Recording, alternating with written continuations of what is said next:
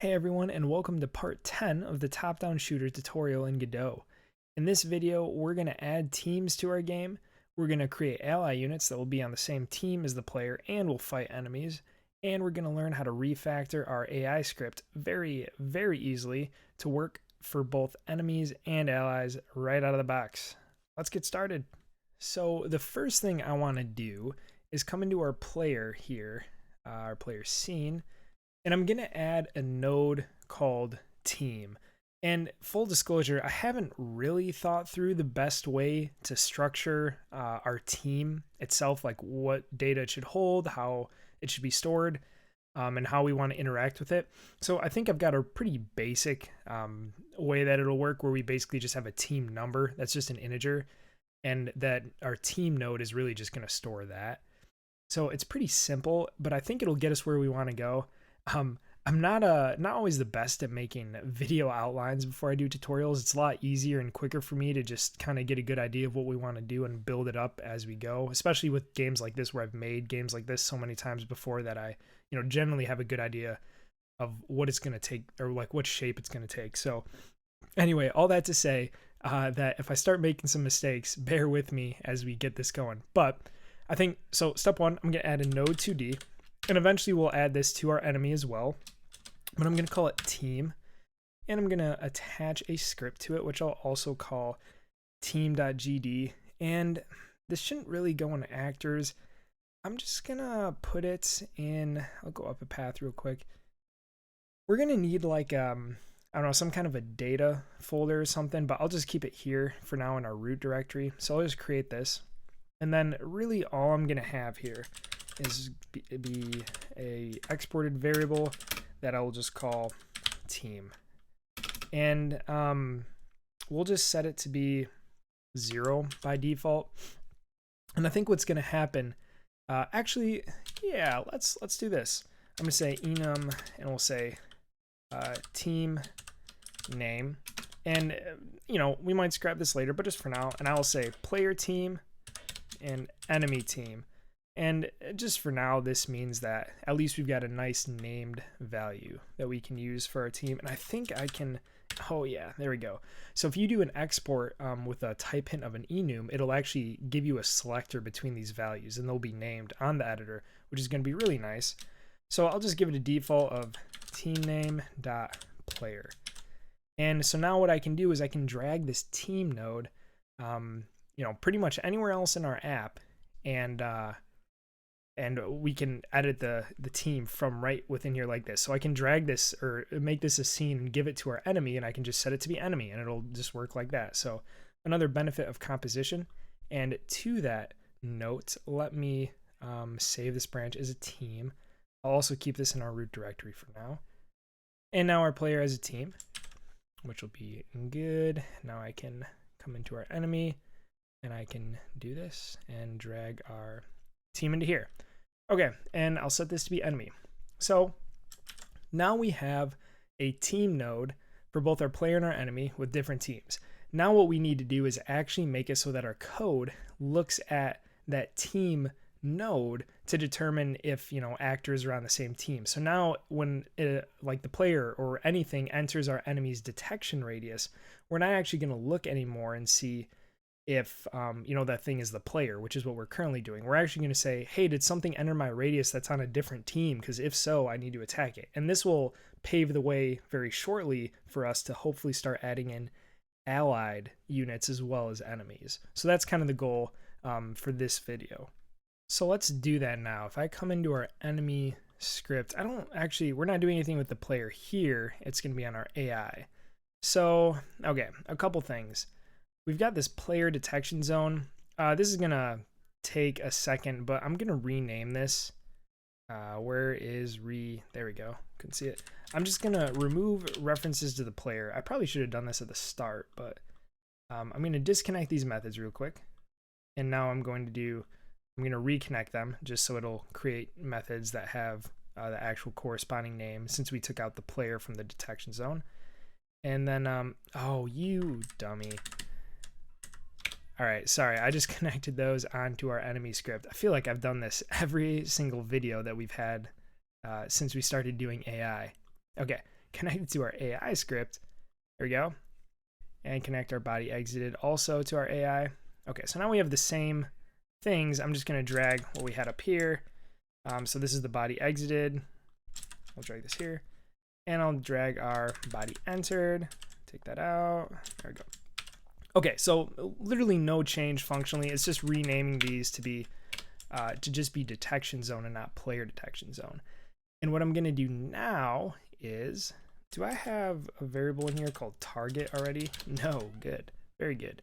So I'm going to change player to actually be target, and I'm going to make this be kinematic body 2D. And we might do some improvement to this later. We might create like an actor base script.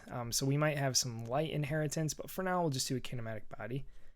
And now what I can do is say, just kind of replace player with target. And so the idea being that our enemy or our ally might not be attacking the player. And so we want to, in general, just use, just think about a general target. I could just do a Command F to rename all these, but I've already started and I'm stubborn. So here we go. All right, I should just done this. But no weapon, target. I don't really need to do all of these, but here we are. Okay, so here's where it's going to get a little bit more interesting. One, I can set these to be target there. But so previously we were, sorry, let me fix these. So, all right, right here. Previously, the way we were determining if we should target whatever entered our detection zone, how our AI should determine that, is we were just checking to see if it was in the player group. Obviously, that's not really going to work anymore because we've got allies and enemies, and they may or may not be in the same. Like, it's just going to be hard to use with groups, and we'd like to be able to reuse this AI script for players or for enemies and allies.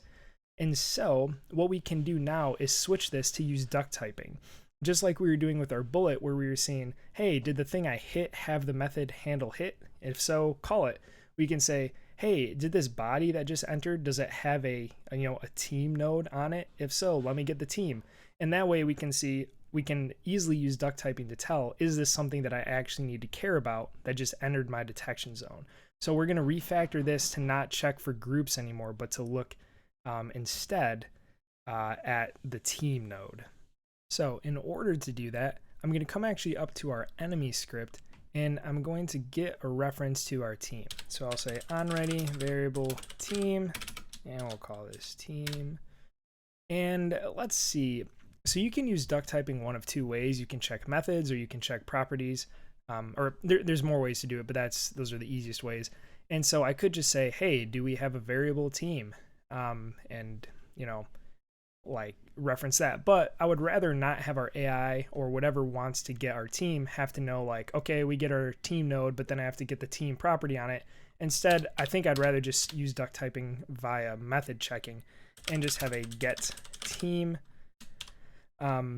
function here that will return, can I say team name? I don't think I can reference that. So this will just be an integer, which is what enums are. And here we can return team.team. So it, again, always looks weird when you've got the same name right after each other, but we'll just call it good for now. I'll add this under our player too. We're going to need to do the same thing here eventually. So I'll just do it up here. So onReady var team equals team, and we'll have that same function down here. Let's do it after our built-in functions. So function get team, same signature, returns an integer, and we will return team.team. Perfect.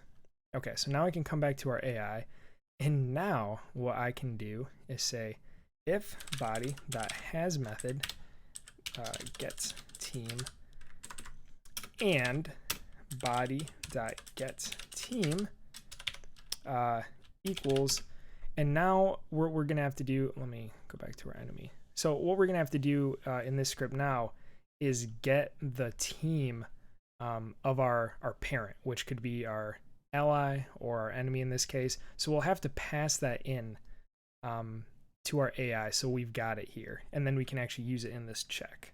So we'll get access to that the same way we were doing previously with things that our enemy needed to pass in, basically like sibling nodes. And we were doing it through initialize right here. Also actor, we can type this as a kinematic body 2D.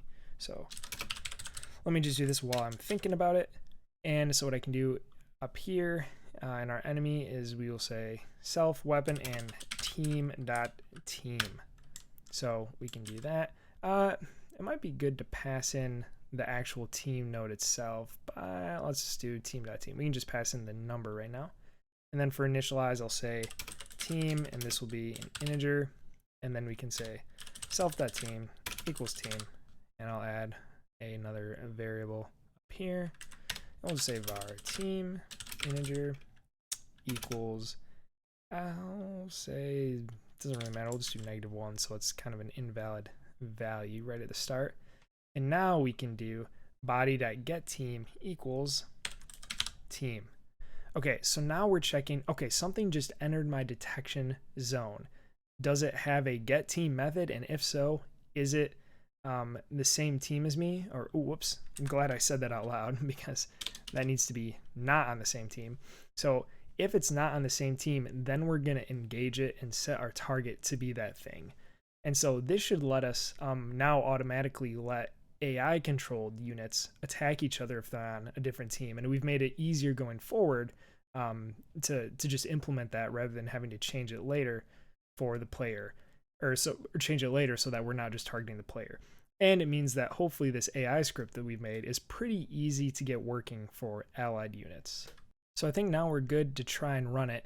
One quick note is that I think we're going to run into an issue eventually if we have multiple AI units on the screen, and that right now whenever something new enters the detection zone, it'll become the new target even if that AI unit is already targeting something. So we might want to do check later on, like, hey, if I've already got a target, don't just up and start shooting at something else, like try and finish the current engagement. But I'm going to leave this like so for now. And so let's try running this, and basically what we can do is check and make sure that the enemy still attacks the player because it recognizes that we're on different teams. And it looks like it does. So this is good. I think this is working as is. We'll be able to test this a little bit more when we add in allied units and make sure that they can attack each other, which is going to be really cool to see. So let's actually start working towards adding an ally. And I think the first thing we want to do along that path is to copy our enemy scene, because fundamentally there's not a lot of difference between our ally and our enemy. They're both going to be AI controlled units. They're both going to have pretty much all the same nodes that they will compose or be composed of. And they're both going to have the same AI script. I might have just said that, but so it's really just going to be a different team that they're going to be on. So what I can do is duplicate our enemy scene, and I'm doing this from within the file system tab. I'm going to call this ally for now, and I can open our ally scene. Let's change this to be ally, and I want to make sure that we're not referencing the same so I always forget whether this is the case. If because we duplicated our enemy, all the resources here are going to be using the same reference. So if I change the sprite here, for example, on our ally, it'll also change it on the enemy, which I don't want. So let's just try changing this and see what happens. I'm going to use the same sprite as our player, just so that it looks, or the look is the same. And then later on, we can think about maybe, having some way to make it easy to determine as the player which sprite is yours. So, okay, that didn't change anything over there. That looks good. This is what I was hoping would happen. So I think we're good to go. And now, I think all we should need to do is change our team to be the player's team. And now we've got an AI-controlled ally. And again, because we changed all the code in here to not reference the player per se, it should just, I'm knocking on wood right now, if you could see. It should just work. Also, I don't think we need this player detection zone line anymore. I'm going to get rid of that. Also, the player detection zone doesn't exist. It's just the detection zone. So anyway, let's add some allies and enemies to our main scene. I'm going to, so you'll see this, this thin blue line here. Let me turn off grid snap because it's kind of distracting. You'll see this thin blue line here. That's the camera. So I'm going to drag our enemy over here, and what I'm going to do is instance an ally, and I'm just going to copy a few of these. So we'll have an enemy up here, and an enemy down here, and we'll have an ally over here, and an ally over there. And I wonder, let's I don't think they're going to be in the detection zones, but let's just make one more. Oh whoops, I was trying to drag drag the node or the scene. So I'm going to add one up here. I'm just curious to see what happens. I did that again, dang it. I'm curious to see what happens if they're right next to each other. So I want to see them engage and make sure that they can fire at each other.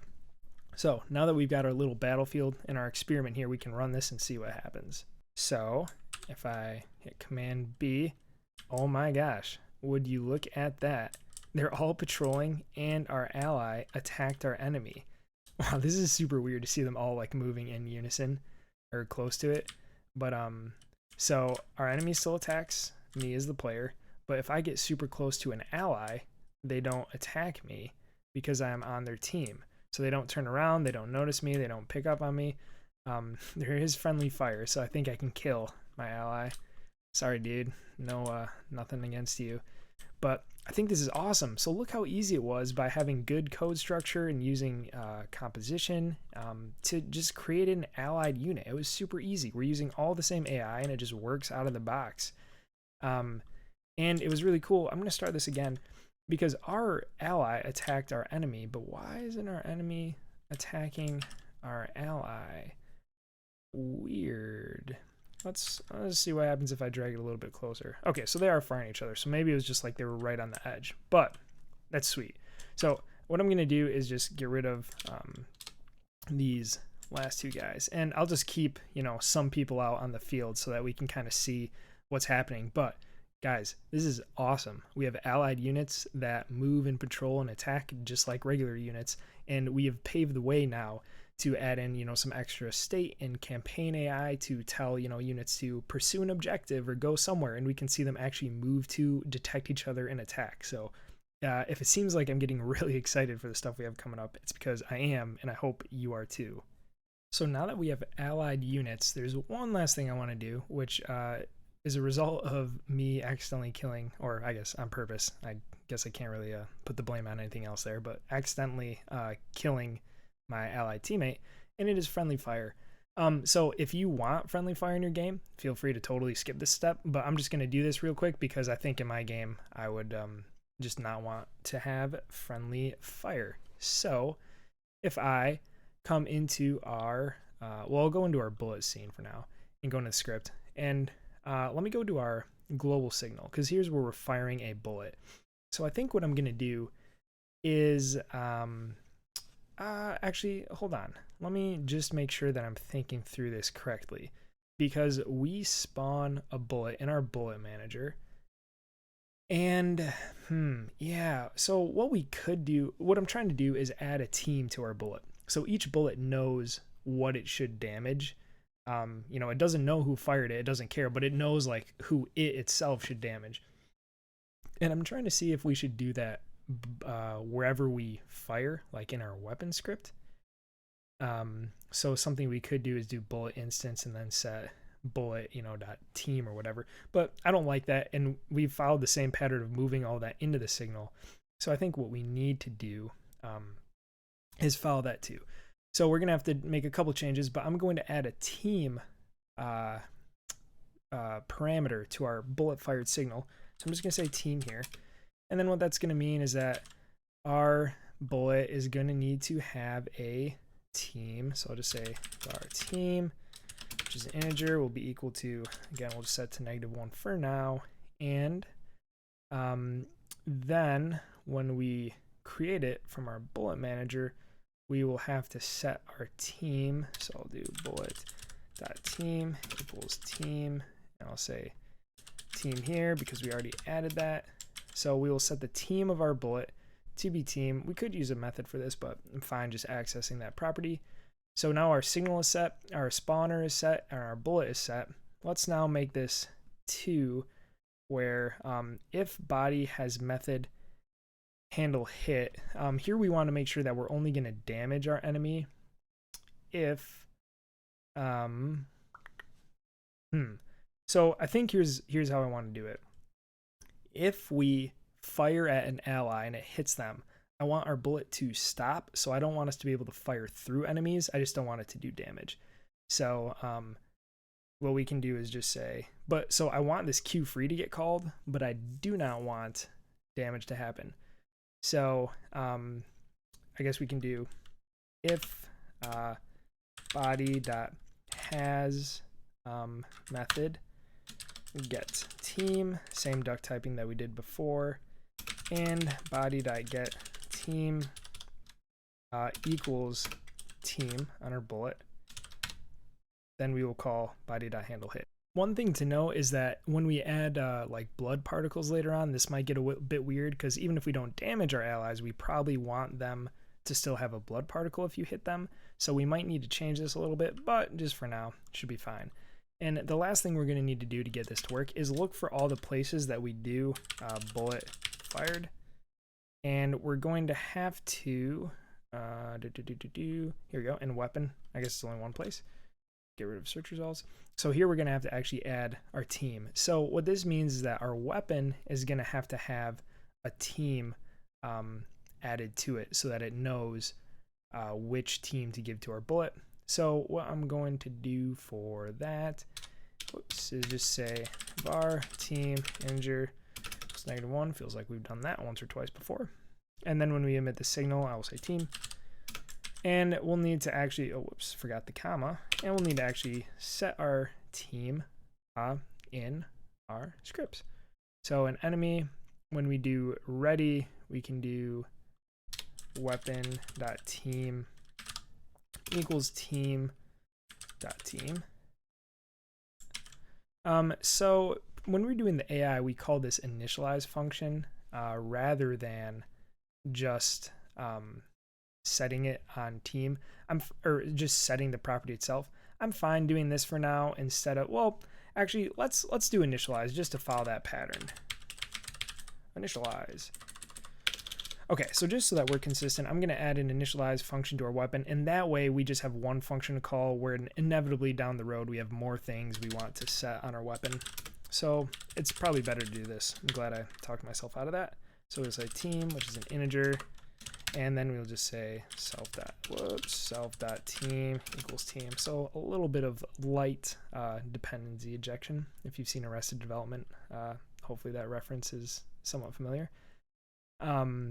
And that should be good. So now whenever we set our team, we are going to, or whenever we ready our weapon, we're going to set our team. I think I only added this for our enemy though, so I'm going to have to go through and let's see. Oh, I didn't actually add an ally script.